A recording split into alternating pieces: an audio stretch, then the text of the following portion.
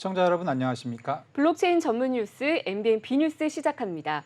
먼저 크립토 이슈 첫 번째 시간에는 MBN 이수연 기자와 함께하겠습니다. 네, 이수연 기자 어서 오세요. 네, 안녕하세요.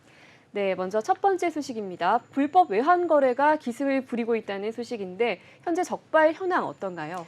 네, 올해 들어서 세관 당국이 적발한 불법 외환 거래가 2조 4천억 원에 달하는 것으로 나타났습니다. 지난해 단속한 불법 외환 거래 총액은 1조 3,495억 원으로 1년 새에 적발된 거래 금액이 1조 넘게 증가한 것으로 나타났는데요. 현재는 감심하기 워낙 촘촘해진 데다가 국제 공조 덕분에 이 해외 계좌를 이용한 탈세나 재산 도피가 쉽지 않아졌기 때문에 2010년 이후에는 불법 외환 거래 단속 실적이 꾸준히 감소했습니다. 네. 이 적발 현황을 살펴보면 2014년에 불법 외환거래 적발액은 6조 7,299억 원이었고 2015년에는 4조 7,141억 원으로 줄어들었는데요. 네. 이후에도 꾸준히 감소세를 좀 보였습니다. 네. 2019년에는 3조 4,461억 원을 기록했고 2020년에는 이 코로나19 팬데믹 영향으로 외환 거래와 국제 교역이 감소하면서 네. 7,190억 원까지 좀 줄어들었는데요. 2020년까지는 이렇게 꾸준한 감소세를 보였는데 작년과 올해 적발액이 다시 늘어난 것으로 나타났습니다. 네, 그러네요. 네, 지금 이거 표를 보면 네. 지금 계속 감소세였잖아요. 네. 2019년도 정도까지는 계속 네. 감소세였고 제가 뭐 추측하기로는 아마 금융 기술이 좋아져서 네. 불법 거래가 좀 줄어들었던 것으로 보이고 네. 그런데 이제 2020년부터 22년까지는 아주 뚜렷한 상승세를 또 보이고 네, 있단 말이죠. 그러네요.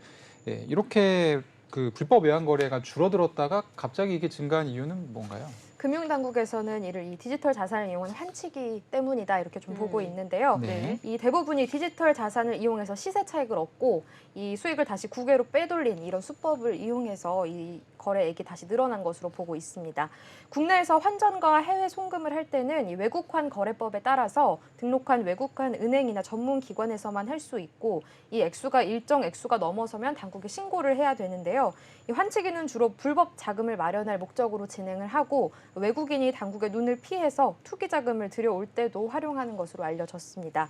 예를 들어서 이 국내에 거주하는 A씨가 환치기 업자에게 계좌이체나 대면 등의 방법으로 원화를 지급한 뒤에 이 업자가 자신의 미국 계좌를 통해서 A씨의 현지 계좌로 받은 원화에 상당하는 만큼 이 달러화를 지급하는 게 전형적인 환치기 수법으로 알려졌습니다.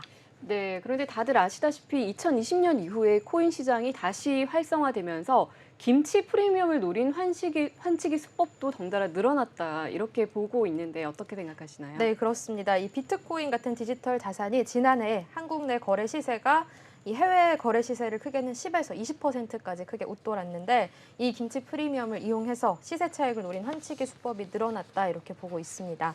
이 환치기 세력은 해외 거래소에서 현지 화폐로 디지털 자산을 구입한 뒤에 그대로 한국 거래소로 옮겨와서 이 매각 대금으로 국내 부동산 등의 자산에 투자를 하거나 다시 해외로 송금하는 수법을 썼고요. 이 해외 송금액은 교역 대금으로 위장한 것으로 알려졌습니다. 이 관세청의 자료에 따르면 올해 들어서 6월까지 불법 외환 거래 단속액 중에 약 75.8%가 이 코인을 활용한 환치기로 집계가 됐습니다. 네. 예, 최근 금융권에서도 좀 수상한 해외 송금액들이 발견되는 것들이 이제 보도가 되고 있어서 또 이슈가 되고 있는데 네. 사실 지금 이제 집계가 된 금액이 환치기 금액의 전부라고 볼 수는 없잖아요. 네. 예, 아마 더 있을 것으로 보이고 단속을 많이 하면 할수록 또 이게 증가할 것으로 예상이 되는데 네. 당국의 어떤 단속 규모가 좀 더 커지거나 네. 확장될 가능성이 있나요? 네, 맞습니다. 이 최근에 금융권의 수상한 해외 송금액이 밝혀진 것만 약 17조 원에 달하면서 네. 이 불법 외환거래 단속 규모가 더 증가할 것으로 보이는데요. 지난달에 이 검찰과 금융감독원이 이 NH선물에 개설된 외국 투자법인 계좌에서 2019년 8월 말부터 올해 7월까지 우리 돈으로 약 7조 2,500억 원이 송금된 정황을 파악하고 이 사건을 대구지검 반부패 수사부에 배당했습니다. 여기에 금감원은 우리은행과 신한은행을 비롯해서 이 12개 국내 은행에 대한 일제 검사를 실시해서 협의업체 이 82개사 우리 돈으로 약 10조 4천억 원 규모의 이상 외화 송금 규모를 확인했다고 밝혔는데요. 이 세관 당국에 따르면 수상한 외화 송금이 코인 환치기에 관계된 것인지는 아직 밝히기 어렵다고 하면서도 이 수사 결과에 따라서 앞으로 불법 외환거래 단속 액수가 올해와 내년에 걸쳐서 각각 수조 원씩 불어날 수 있다 이렇게 보고 있습니다. 네, 이렇게 단속 규모가 어마어마한데 그렇다면 금융당국에서는 이상 외환 송금 거래에 대해서 어떤 제재를 취하고 있는 게 있나요? 네, 금융감독원은 조만간 이 관련 은행에 대한 제재에 좀 착수를 할 예정입니다. 네. 다만 이 쟁점이 되고 있는 부분이 금융감독원에서는 은행권이 외국환 거래법상의 증빙 서류 확인 의무를 다하지 않았다 이렇게 보고 있는 반면에 네. 은행에서는 법령상의 확인 의무라는 게 명확하지가 않아서 제재 근거로 삼기 어렵다고 주장을 하고 있는데요. 이 제재 수위를 놓고 금융감독원과 은행의 치열한 공방이 좀 예상되고 있습니다.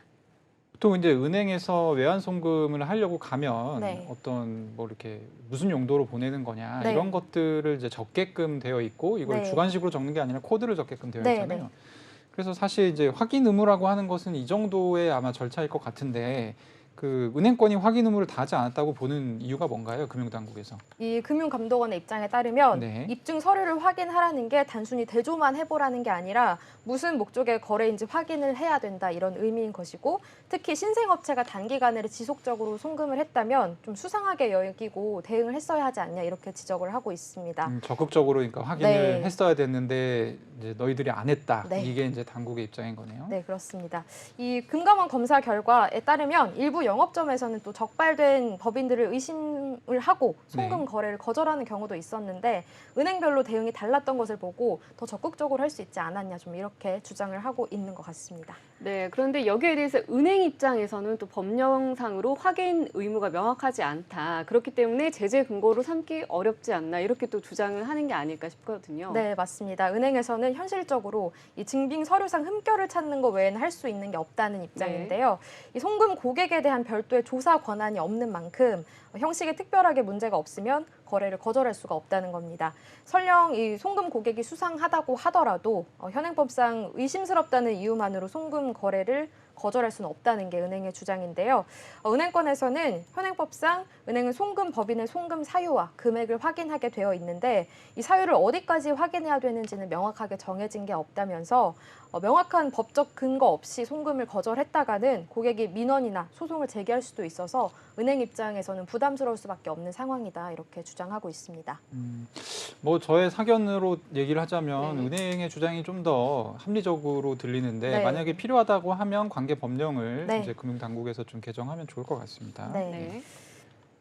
자, 이렇게 외국환 거래법을 두고 양측의 해석이 엇갈리고 있는 만큼 확인 의무에 대한 명확한 정의가 필요할 것 같아요. 김앤코트 잠깐 언급을 해주셨는데 네. 그렇다면 양기관의 향후 계획은 어떻게 되나요? 네, 금융감독원에서는 이 소관부처인 기획재정부와 협의를 진행할 계획인데요. 은행권이 주장한 것처럼 은행의 확인 의무가 어디까지 있는지 좀 질의를 할 것으로 보입니다. 은행들도 지난 9월 말에 기재부에 정식으로 유권 해석을 요청했는데요.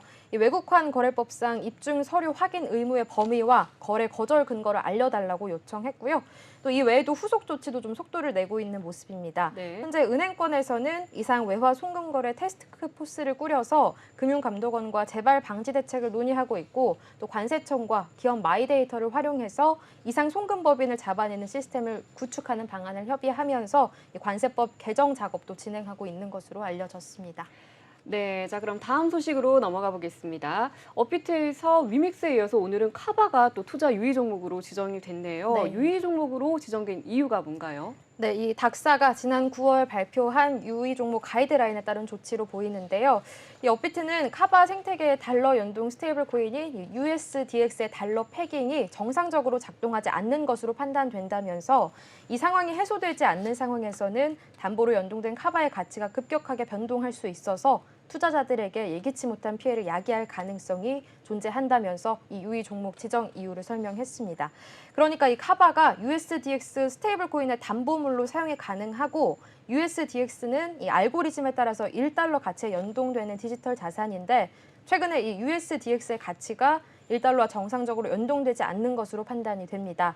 과거 이 테라 루나 사태의 패깅 붕괴 문제와 유사한 모습을 보이고 있어서 더 불안감을 좀 증폭시키고 있는 상황입니다. 네, 카바의 스테이블 코인 USDX 같은 경우는 이제 테라 사태 때도 굉장히 디패깅이 심하게 나타났던 적이 있고 네. 또 기자님이 방금 말씀하셨다시피 사실 테라와 굉장히 판박이라고 볼 수 네. 있겠죠. 그래서 거래소 입장에서는 그때 혼이 굉장히 많이 났기 때문에 네. 좀 선제적으로 대응했다. 뭐 이런 이제 그런 부분들이 보이는데 어쨌든 그 달러 패깅이 정상적으로 작동하지 않는다라는 얘기를 업비트가 했다고 하는데 그 네. 근거가 좀 궁금하네요. 이 참고 기준으로 삼은 것으로 추정되는 이 보도 자료에 따르면 네. 유의 종목 지정 시나리오에 대한 내용이 있습니다.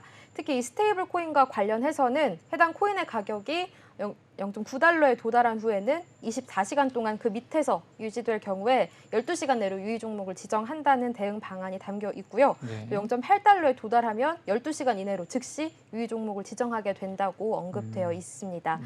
이 코인 데이터 제공 기업 코인 마켓캡의 데이터를 좀 살펴보면 USDX가 마지막으로 0.9달러가 깨진 게 지난 1일 오전 9시 20분 부근으로 추정이 되고요. 이후에 등락이 반복됐는데 회복하지는 못한 것으로 나타났습니다.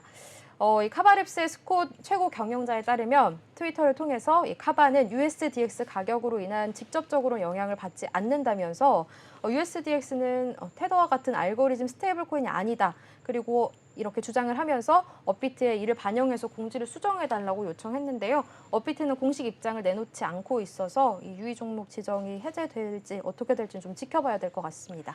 예, 근데 이게 제가 좀 궁금해서 여쭤보는 건데 어쨌든 1일부터 패깅이 디패깅이 시작이 네. 됐고요. 0.9달러 밑으로 내려갔고 음. 가이드라인대로라면 더 일찍 네, 예, 유의 종목 지정이 됐어야 되는 거 아닌가요?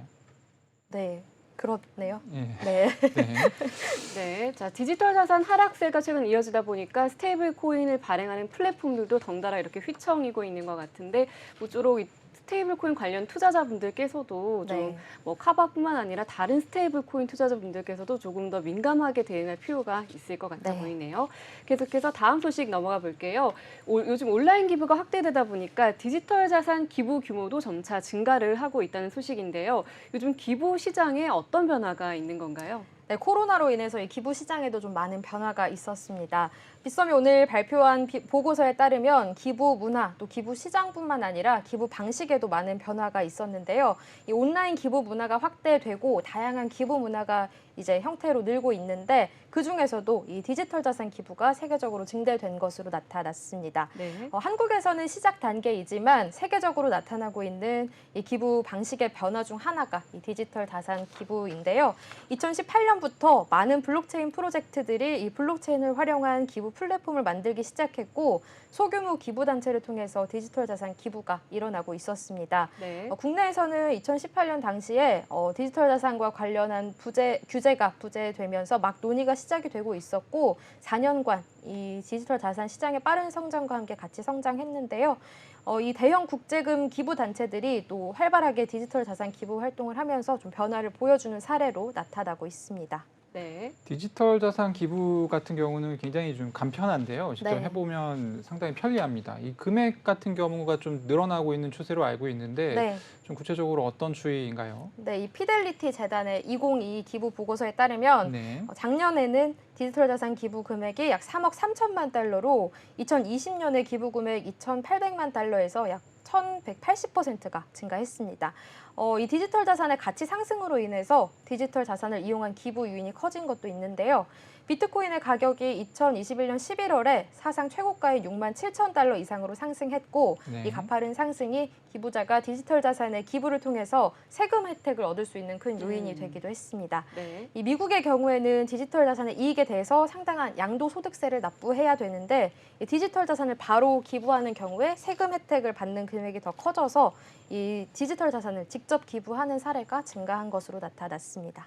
네, 이렇게 디지털 자산을 이용한 직접 기부가 가능하다 보니까 아무래도 기부자 입장에서는 조금 더 편하고 효율적인 네. 이런 입장이 있다 보니까 경제적인 기부를 할 수 있게 된 것 같은데 그렇다면 기부의 디지털 자산을 이용한 기부 방식에도 변화가 있죠. 네, 그렇습니다. 이 비트코인에 집중되어 있던 디지털 네. 자산 기부가 이더리움뿐만 아니라 다이나 USDC 같은 스테이블 코인으로도 확산이 됐고요. 네. 또 NFT를 활용해서 자선 활동이 급격한 그게 증가를 하고 있습니다.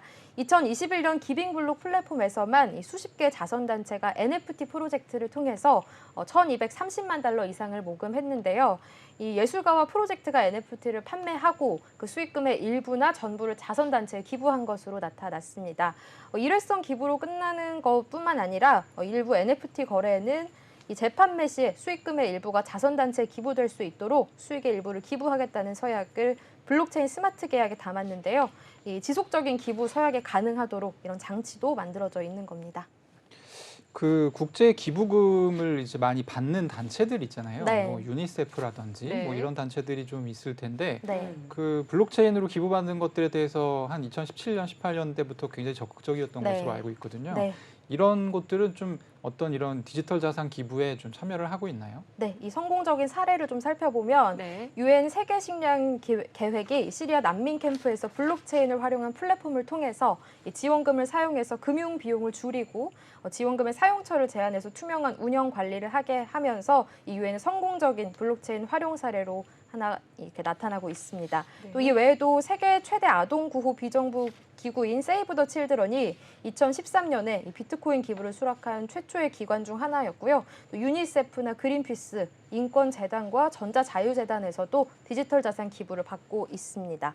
이 블록체인 클라우드 기부 플랫폼을 활용하고 있는데요. 현재 수천 개의 비영리 단체와 협력을 하고 있고 미국 암협회나 세이브 더 칠드런, 또 노키즈 헝그리 등의 이 대형 기부 단체들도 이 블록체인 클라우드 플랫폼에서 기부 활동을 하고 있는 것으로 나타났습니다. 네, 이렇게 온라인 기부에서 디지털 기부로 기부의 방식이 계속해서 변화하고 있는데 마지막으로 앞으로는 이 기부의 방식이 어떤 방식으로 발전할 수 있을지 그 가능성에 대해서 좀 언급해 주시기 바랍니다. 네, 이 기부 방식 변화 중에 하나가 디지털 자산의 기부이고 이 비트코인에서 시작된 기부가 다양한 가상화폐, 디지털 자산과 또 NFT 등으로 확대가 되면서 계속해서 영역이 좀 확대되고 있는 모습입니다.